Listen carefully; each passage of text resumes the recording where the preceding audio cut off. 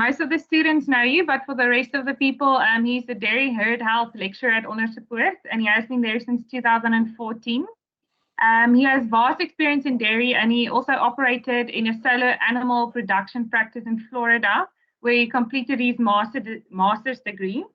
And then he worked in New Mexico in a dairy practice with 30,000 cows and was also a dairy manager in Michigan, Indiana, and Texas. So, yes, over to you, Dr. Martin.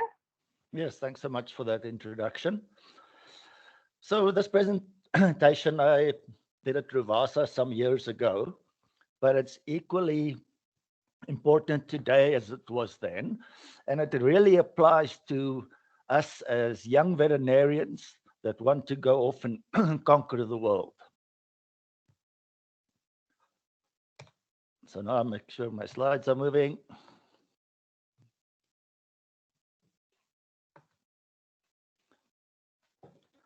So maybe there is more to it than just consulting. So one of the aspects you must think of is that larger dairies have time and number constraints, both on cows and the employees. So they don't have all day to sort out a group of cows. We as the vet, we're often in the moment and focused on the cow at hand, let's say a retained placenta.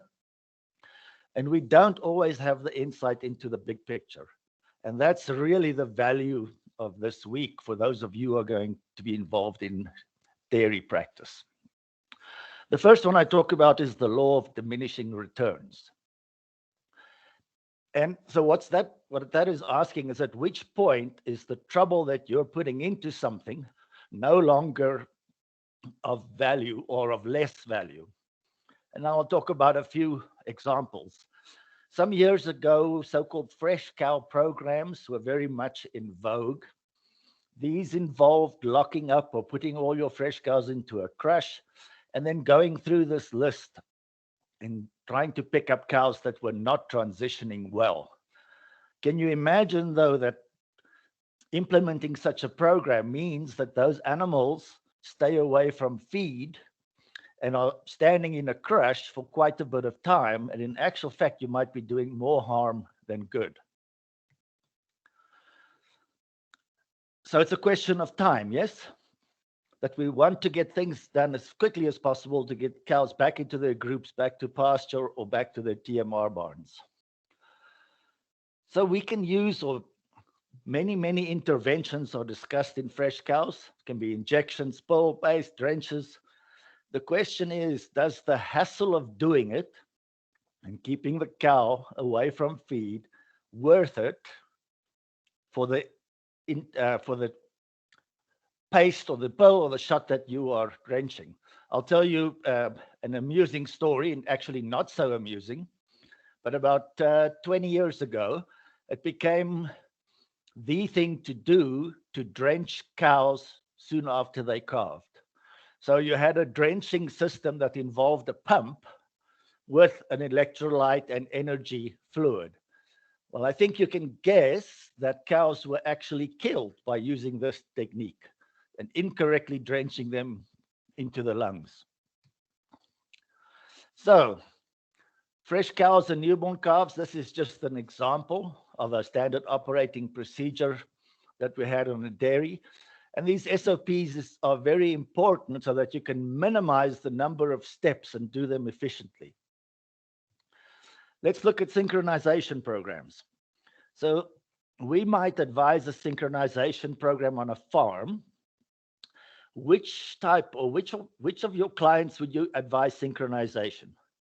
Your best clients, your average client, or your client that is struggling? So in many cases, the answer is going to be the client that is struggling with reproduction. But Alf mentioned it well, when you drive into the farm and you see that the gates are all broken, do you think that that herd will be able to execute properly a synchronization program? So there are several synchronization programs, and they are varying costs and varying labor requirements. Some of the shots are in the morning, some of the shots are in the afternoon. But can you imagine that if you're doing a 4-shot program and one of the shots is on Friday afternoon, they did 100 cows when the program started. The next go around, they did 99 because one cow was in the mastitis group. Then on Friday afternoon, they only do 87.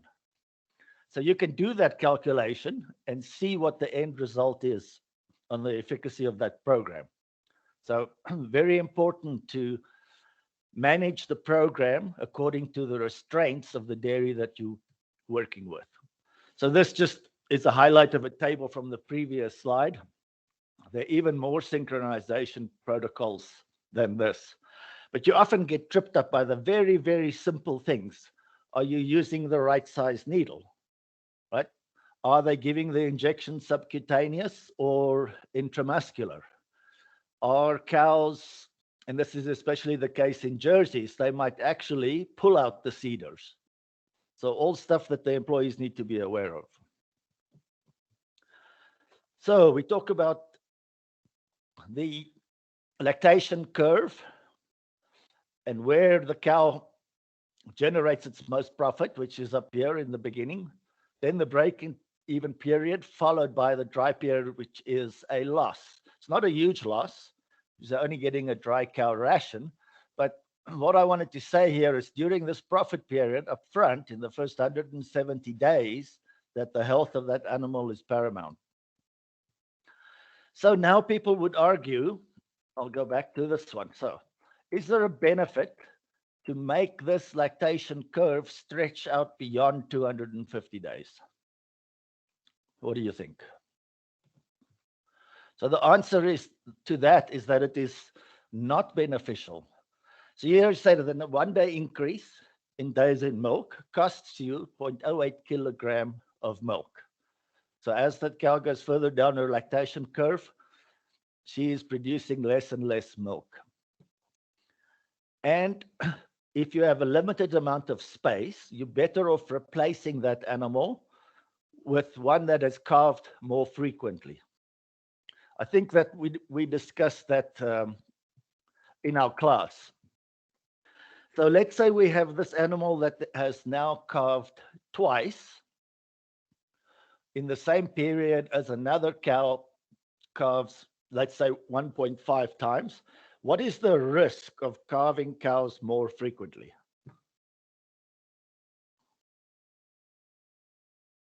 The risk is that they have to go through another transition period. So you have to have superior management to follow this principle of calving cows more frequently and keeping more cows in the earlier stages of lactation. Calf diarrhea outbreaks. So again, all of a sudden when you have an outbreak, the employees who are typically feeding milk, grain, looking for the odd calf that's not performing well, all of a sudden now they must direct some of their energy into treating calves that are sick. So this takes time. And it doesn't just apply to calves, but it applies really to all disease or management aspects. Is you must remember the effect of introducing a new program. We spoke about the Fresh Cow program at the beginning of this presentation, that you must realize that to start that program, they must take away time from something else. So it's very important to prioritize those. The next thing with calf diarrhea issues is ourselves and the employees are really keen to do something and to treat calves. And what is the consequence of that? The consequence of that is that they just keep on spreading the bug. So there is an intense desire to physically do something. Yes? You don't just want to examine a cow and leave. So this often leads to the inappropriate use of medications, especially of antibiotics. So it's always important to take a step back and that you suggest the same to your clients. So what can you do if you feel like you must do something, but you must give it some time before you can make a final decision of whether an animal needs to go on an antibiotic or not? Well, something you can do is use vitamin B complex, right? It's certainly not going to hurt the cow. It might, in actual fact, help. You feel like you've done something, and 2 days later, the temperature is down and you don't have to give an antibiotic. All right. Now, raising heifers, and this also applies to sexed semen. So you're the young veterinarian, you've arrived on a farm, you see the need for a colostrum management program, the death loss is 30%, and all of a sudden you start saving a whole bunch of calves. What are the implications of that? So this is already a bit lower. I'd say now from 14 to 16. These are the heifer replacement costs. So how long must you raise that animal before they contribute to the income of the herd? So first lactation starts at 2 years, we see there, and the break-even point is a 1.5 lactations later. So it takes quite a while before the animal pays back. Now, why do I mention this? I mention this because from birth all the way up to calving, that animal is not generating any income, and the farm needs to have the finances to be able to house and raise those calves. So, firstly, they might not have enough in the way of finances. They might not have enough in the way of employees. So, one just needs to be aware of the impact of having more heifers to raise. And you can see with 90 to 95% heifer calf rate with sex semen, that becomes an even potentially bigger issue. So what are your options? You can send your calves away. This is a feedlot in Texas. They had 40,000 Holstein heifers in this feedlot. So dairymen from across the USA would send their animals here at about 4 to 5 months of age, and they would be raised, and they would return to the dairy of origin when they were about 7 months pregnant. Now I can't even read. 1 second. Okay, so then the other option is to sell heifers. So that's a good option because you can generate income. Or another way is that you retain ownership, which you actually allowing somebody to raise your animal and you get back your same animal. Let's talk about nutrition.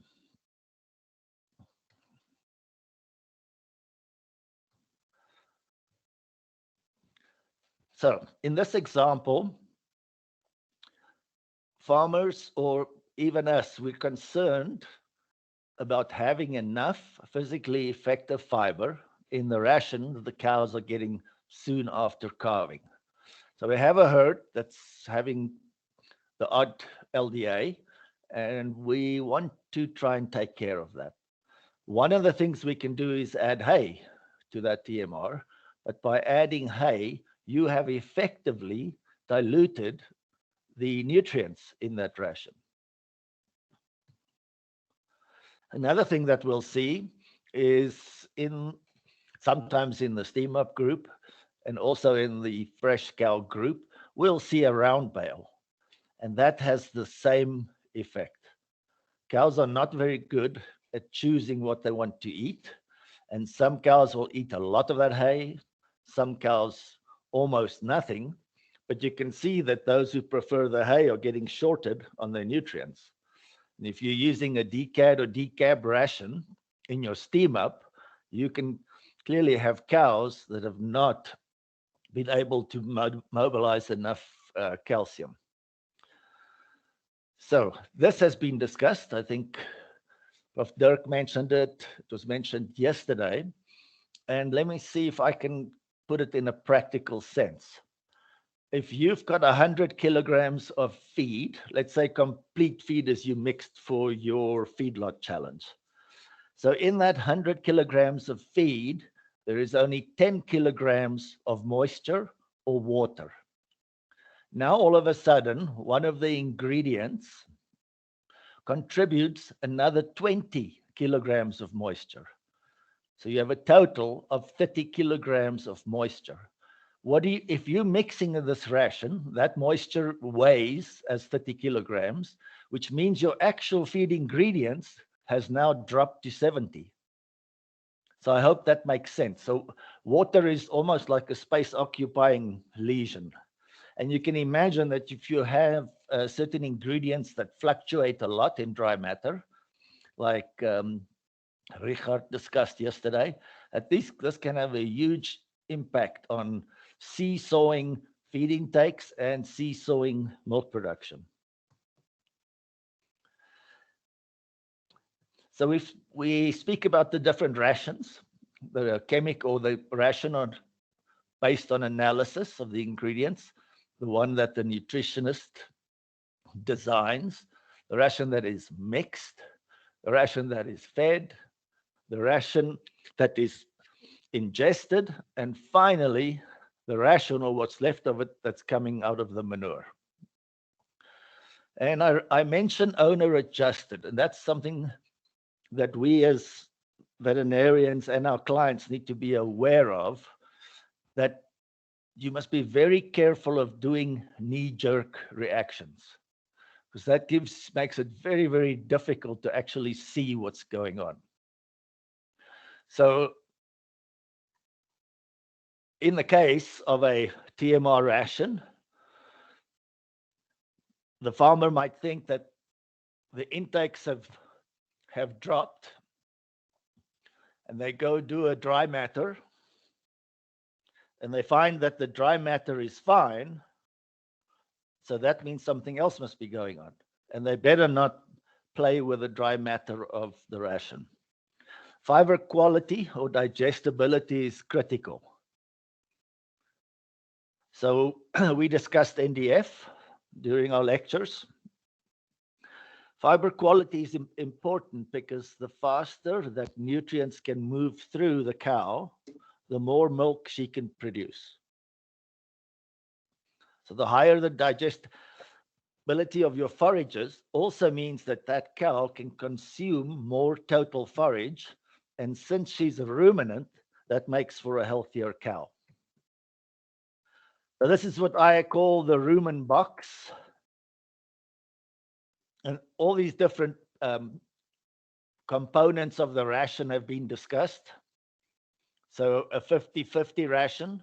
What were your rations forage to concentrate for your feedlot challenge? Certainly not anywhere close to 50-50, yes? So the higher the quality of your forage, then we go to box B, which means you can reduce those concentrates that you're adding. And then in some cases where we have byproduct feeds available, those can be put into the ration. And one of those would be brewer's grain, and we also find citrus pulp.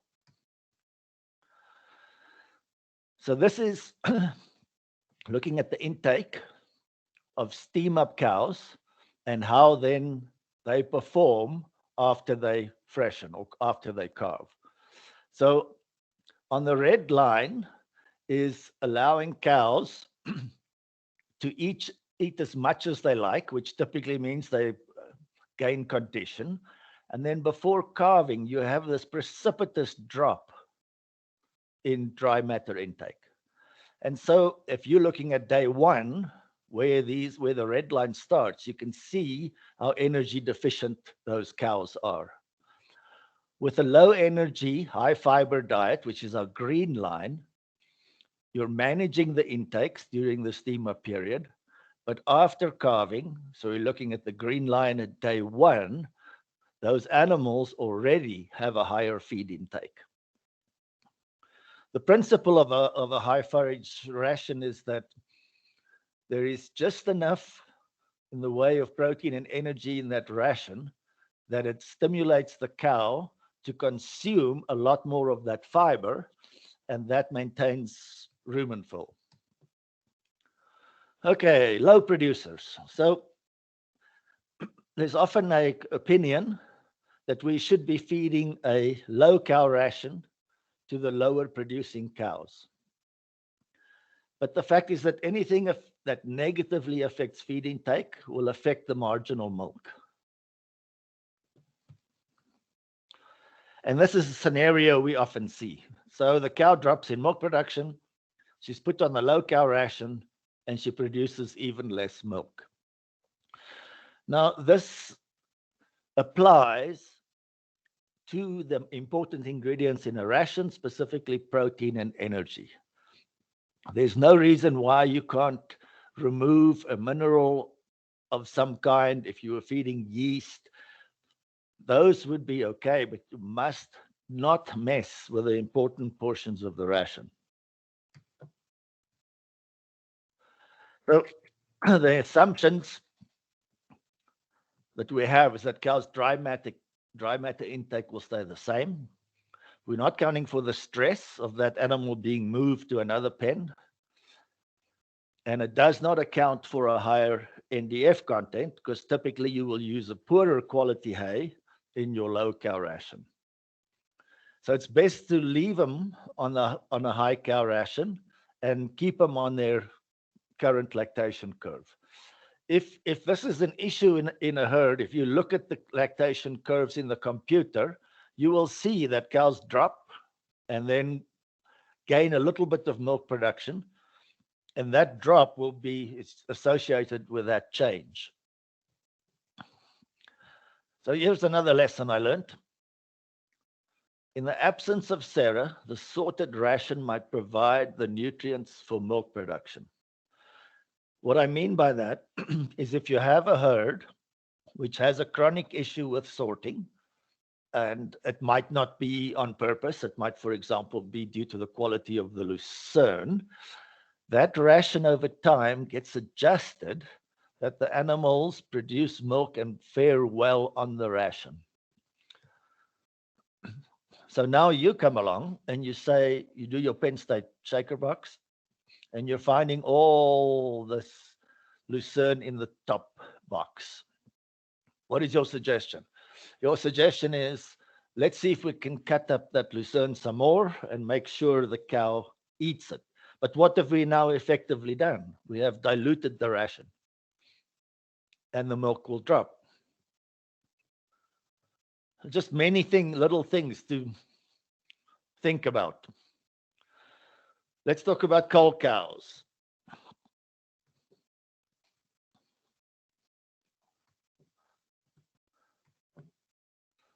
All right, so cash flow is king. We discussed that in our lectures. So producing marginal milk and selling cows for culling produces cash flow. So can a dairy ever have too high a cull rate? No, because you need to look into the background. So if a cow has an excess of heifers due to using a sex semen program, they will have an excess of heifers, which then can push some of the poorer producing or a chronically lame cow out of the herd. So we call that voluntary culling, as opposed to involuntary culling, where a cow is culled for a reason that we have no control over. So, for example, an LDA. The advantage of voluntary culling is that you are selling cows for slaughter that are in better body condition. And it's even possible, when you've got a lot of heifers, that you can sell some of your cows as milk cows. Further, you can improve the health of the herd by selling bad traits and getting rid of some of the chronic diseases. So one of the students asked me to explain marginality a little bit better. And the marginality that we did in class referred to a cow eating one more bite of feed and then producing milk and trying to calculate what is the expense for producing the milk from that bite of feed. And what we've said is the only expense for that milk is the bite of feed. The reason being that all the expenses have already been paid. The feed wagon runs, the employees are being paid, And so marginal milk or getting the cow to eat that one extra bite of feed is absolutely critical.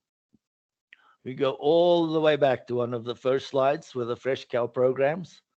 Yes, those animals are being kept away from feed.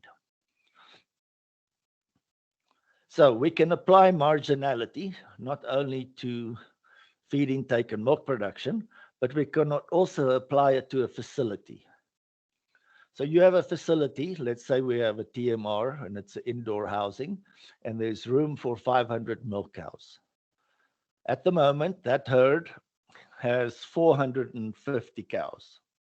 So how do you improve milk production and cash flow on that basis? So we would typically look at a single cow of those 450 to see if she's profitable and whether she might be disrupted. And we will look at the overall cull rate before we make our decision, which we said already is limited by the number of replacements we have. So the rule is, if you've got 450 cows, you come doing your routine veterinary visit, you're doing your PDs in a crush, you see a cow that's chronically lame, or you see a cow with a really, really bad udder with the teats pointing in all directions, and you would ask your client, now, why is it that we're milking that cow? Shouldn't that cow be culled? And the answer would be, no, that cow should not be culled because she is providing marginal milk. The facility, the feed wagon, the employees is all set up to milk the 450 cows, and every additional cow you can milk provides cash flow. So on a facility that is not full, the rule number one is to fill the facility.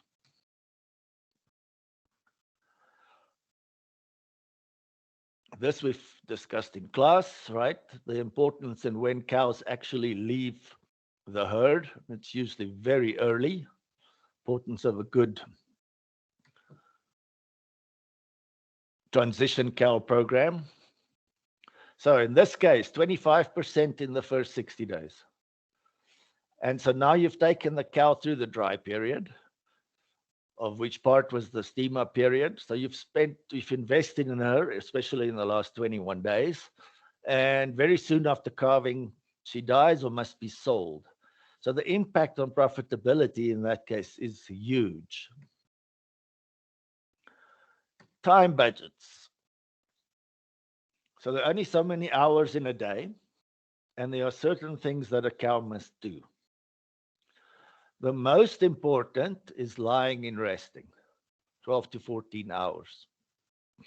So we need to do anything possible to get the cow to lie down.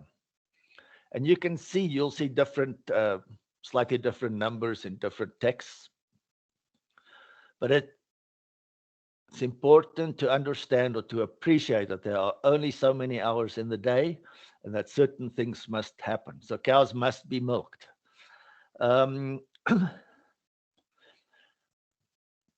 In the case of grazing herds, the cow groups are typically quite big. And so if you've got 500 cows in a group and they've all come to a holding pen to be milked, what effect do you have? What effect is that going to have on the milking time? Right? You're going to have an increased milking time. So now we're back by lying time. This is interesting that if you have an overstocked barn and a cow is in the first line that's been milked and she's coming out to the barn and going to the beds, and she now has an option whether she's going to go feed because there's fresh feed in the bunk or whether she's going to go lie in a bed. And in actual fact, the cow will select a bed over feeding. So each additional hour of resting time increases milk production by 1.7 kilograms. Dramatic, huh? This is just an example of a sand-bedded freestall barn. This is in Indiana. Sand is the gold standard. It provides a moldable bed for cows. Sand is also a heat sink. So in hot weather, they would prefer to lie on sand than on anything else. For those of you who go on the elective rotation with me, you'll see that all sand is not sand, and that if you have too many fines and you get moisture, that sand can actually turn into concrete. And then there's a whole variety of other options. You have rubber mats, mattresses, water beds, you name it, and even composted manure. What's also interesting about this slide is initially when free stalls were designed, we placed a lot of emphasis on confining that cow exactly where we wanted her. And over time, we've learned that we do not have to confine cows as much. We just need to do a few things, and then the beds will be used properly. So back to marginal thinking.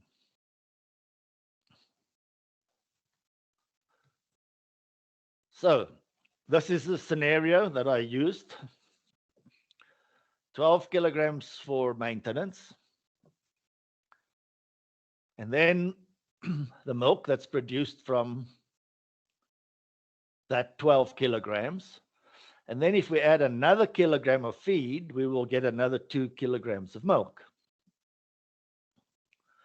So that also brings up the discussion that we had about dilution of maintenance, right? The more the cow can eat, percentage-wise, the 12 kilograms becomes less and therefore less expensive.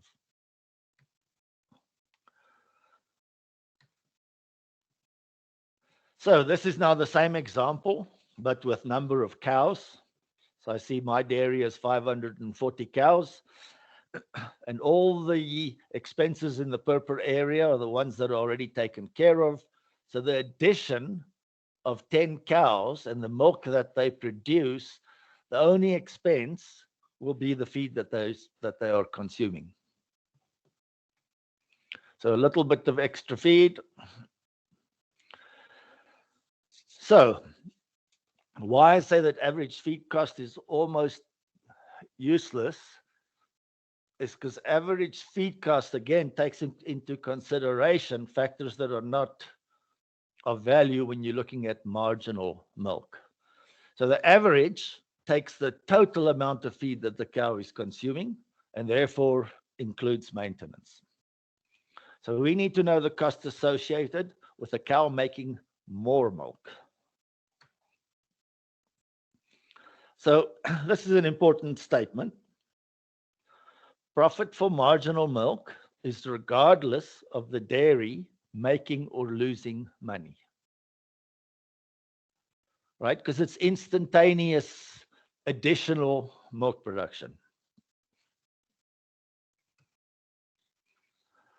So holistic consulting, we need to take a step back.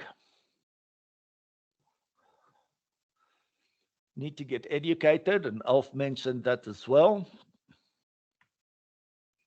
And you must always accept that you might be wrong. So there's no fear in asking for a consultation. There's should be no fear in saying, listen, I need to go read up and I'll get back to you. Important things to think about.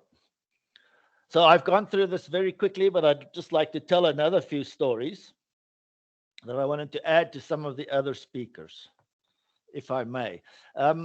Shall we first do questions on this portion?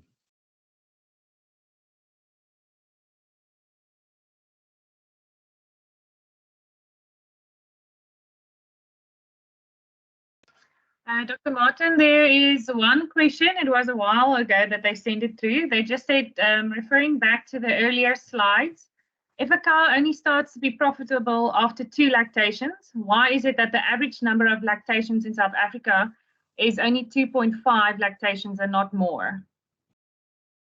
Okay, that's an excellent question. So we said 2 years to be raised, and then it's 1.5 lactations. So that means we're leaving a lactation for milk production that generates profit. So what we need to look at is the fact that cows, once they go past a certain number of lactations, they're not quite as profitable. And a younger animal producing more milk can then replace that animal. Is Prof. Dirk available?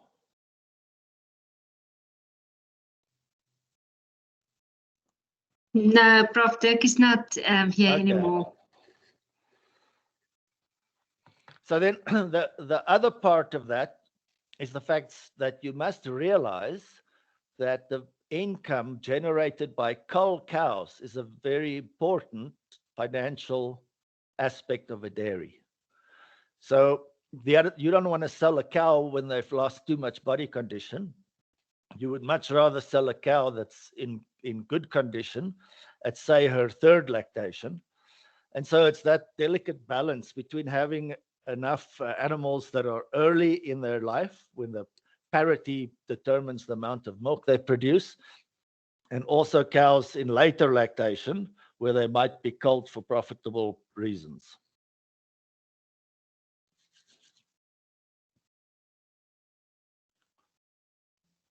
Any more questions? Yes, Doc. Profi, I just want to know if a cow stays longer, wouldn't that be better for the marginal milk then? No. So tell me how do you seeing marginal milk in staying longer? Okay, I am residing in a pasture-based environment. Yes. But we just talked about, you have the cows, and if your profitability only starts after 2.5 lactations, if you can keep that cow, say for another 2.5 lactations in pasture-based situation, wouldn't you then get more out of it, like in the profit-wise, than pushing in some new cows with higher milk? But still, that old cow, she's already been paid for. Okay, so the figure that I showed applies to TMR herds. So certainly for your, finding my graph, for animals that are grazing, the number of lactations will increase. So what does that tell you? What's the difference then between grazing and TMR cows? Must I answer that? Yes, you may. Well, the lifespan of a TMR cow is lower than the lifespan of a pasture-based cow. Yes. And yes, and we also know most the TMR is under a very high pressure, much higher pressure than the pasture-based cow. So that's absolutely correct. So you're going to get more, the cow is in a more relaxed environment. And indeed, for TMR herds, the thing that we work at, and it's not the nicest term necessarily, but we talk about broken cows. And you don't want to put stress or manage your herd in such a manner that the animals don't survive their transition period and therefore pay you back. Okay, thank you. Anybody else?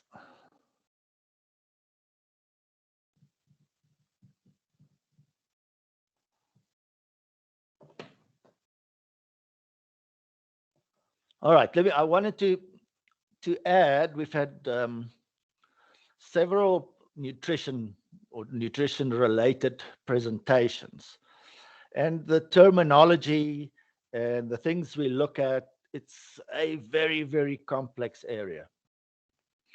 But for my students, what is the main thing you are trying to do through nutrition of a cow? And this would be a beef cow and a dairy cow. Where does the cow receive its nutrients? And the answer is rumen organisms. So what we're trying to do in dairy nutrition is to maximize the number of bacteria and protozoa, etc., because that is the best source of nutrients down in the small intestine. And you can think then, if you have a bacteria or a protozoa in the rumen, that those will need both energy and protein to thrive. And you want to get those two things matched as best you can. A separate issue then is maintaining the rumen mat, so that the feeds that the cow eats stays in the rumen for long enough to facilitate bacterial and protozoal growth. So we talk about some ingredients, and bypass protein would be one of them. And the recommendation would be that you don't feed bypass protein until after you have satisfied the rumen requirements. Now, if you have availability of a byproduct like distillers grains, then certainly you would feed those. So you're not going to discount feeding a bit of extra protein. So that's one thing I wanted to talk about. The other thing I wanted to say is for my students, you might know very, very little about the dairy, little about the dairy cow, not much about forages. But I'm sure that if I had you walk around on a dairy and just play Sherlock Holmes, that you would pick up on many, many things that would make you ask a question, even of yourself. And those very same questions you can ask the dairyman. You don't have to think that you're going to look silly or foolish. There's nothing wrong with saying, here's this lucerne, I don't think this looks right. And the thing is that on a dairy, the owner, the employees, they're busy working flat out and focusing on milking and breeding. And many, many times there are areas that are neglected. And those are the areas that we can look at and where we can provide input, even when we know nothing. So Kenneth mentioned the relationship between dairymen and nutritionists. A classic interval for reproductive examinations would be once every 2 weeks. And if you can get it set up that your visit is then split by the nutritionist's visit. So that means once a week, there's a set of eyes that's looking at the situation on the farm and therefore can provide feedback. Very valuable. All right. Any other questions?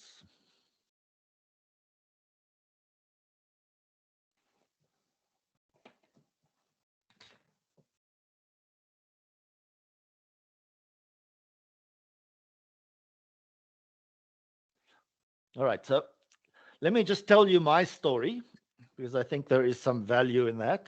So I graduated from Onderstepoort, and there were 4 of us in my class who wanted to do production animal medicine. One of those was the speaker yesterday, and that was Dani Odendaal. So I went to the USA and did an internship and then a residency. And after that, I had a mixed production animal practice. There I had about 10 dairy clients. They had about 500 cows each. They were managed less intensively. For example, we would do preg checks every 3 months. Now, the reason that works is that if your milk production is low, those animals are typically dried up because of their low milk production before they are dried up because they're going to be due.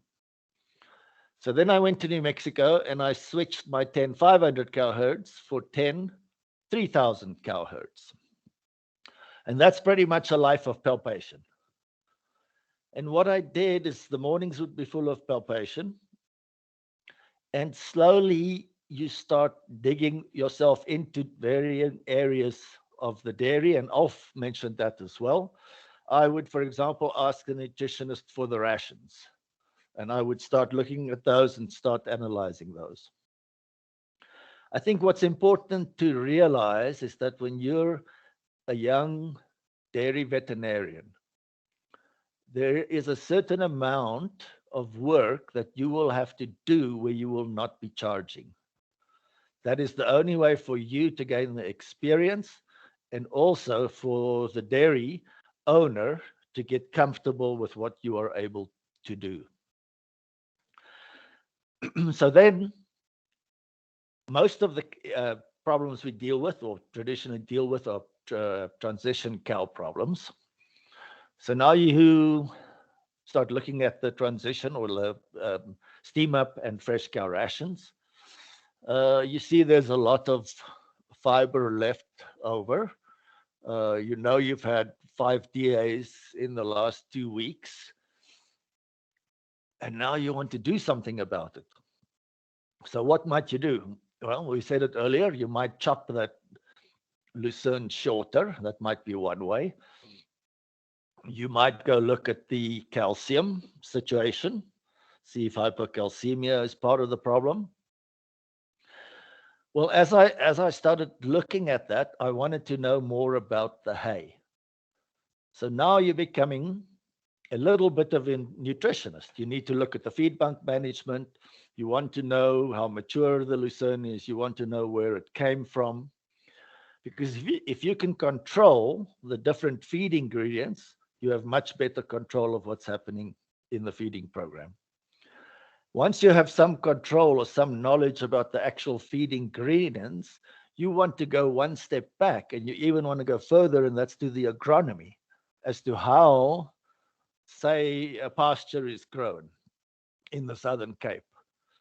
So nutrition is about, I'm going to say, we know the expense is greater than 65% for a dairy, but on top of that, it's, I'm going to say 70% of keeping cows healthy.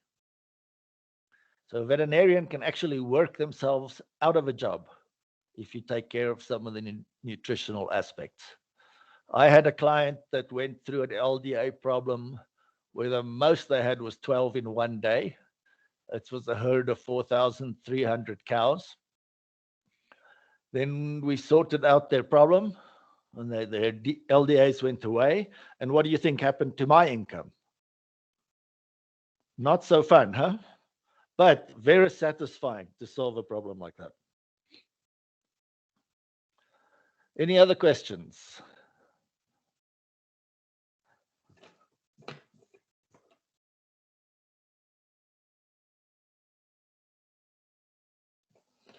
I will also say that after that was the first client that I managed for. I stopped practicing and I went to manage for them. I was kind of an in-house consultant and thought I could do it better than they could. Very, very humbling experience.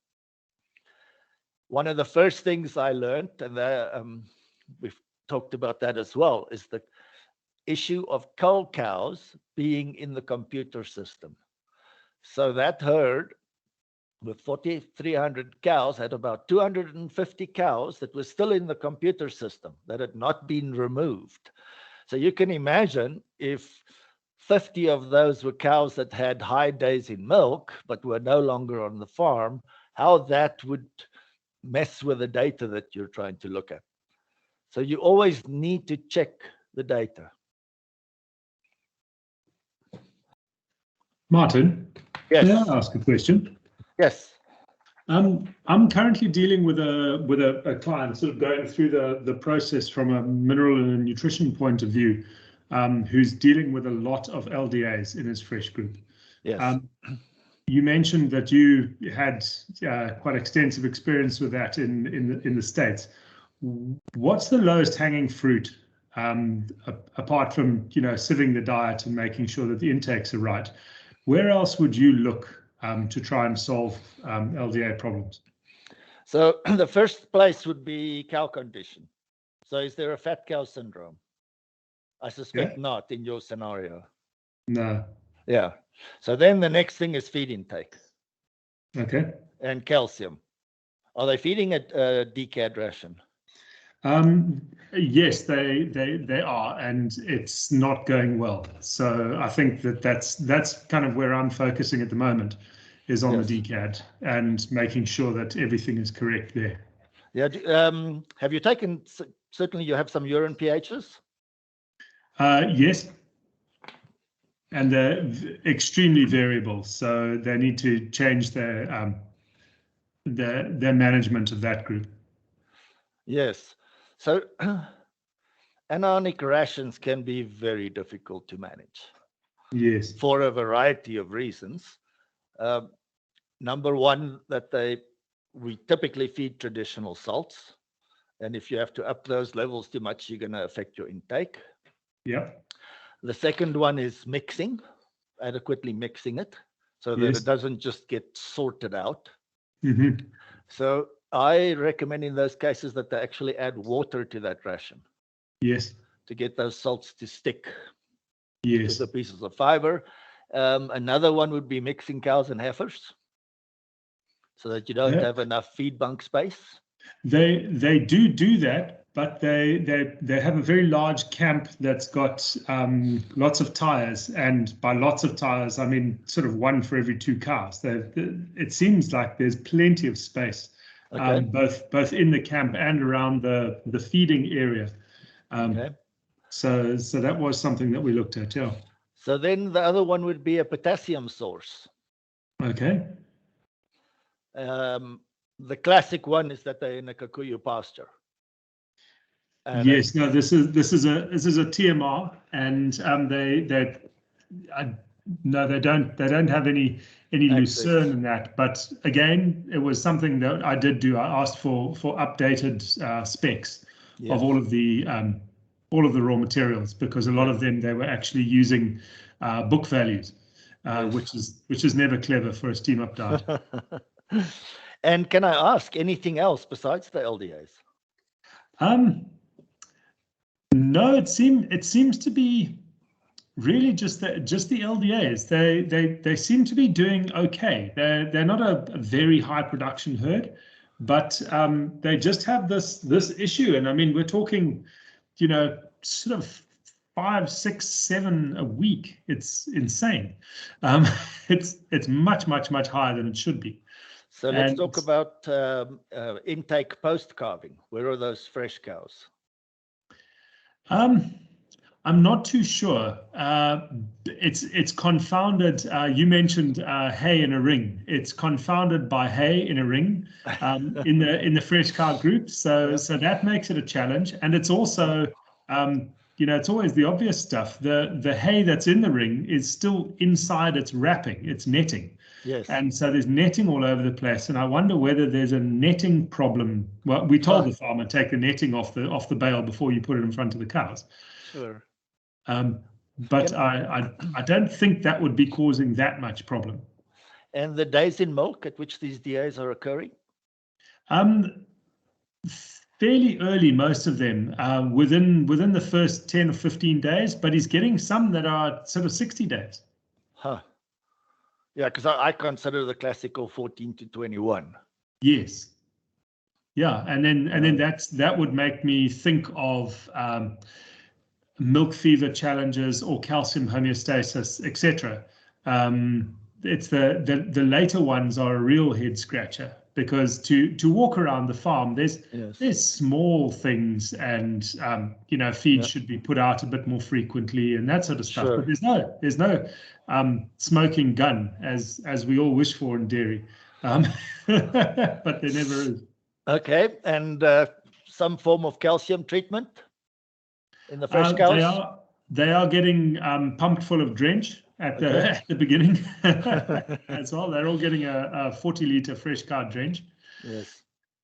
And but I don't think that's a calcium.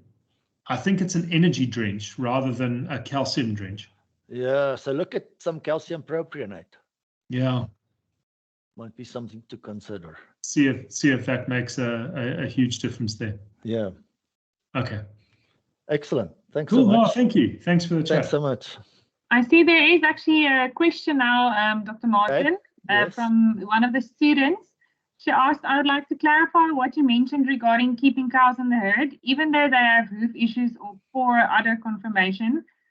just since they are producing milk. Shouldn't it be better to cull these animals since they are contributing to poor genetics and can be a source of infection or foot rot?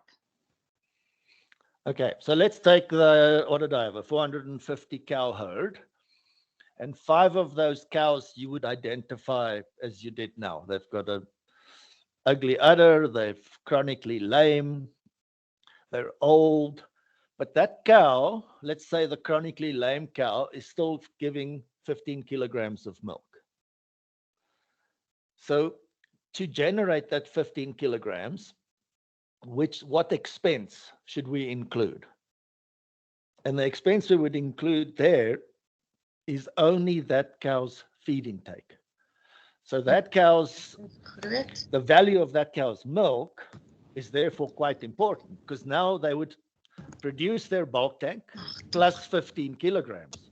Whereas if you sold that cow, that dairy would be at lost the 15 kilograms and the cash flow that milk produces. Does that make sense?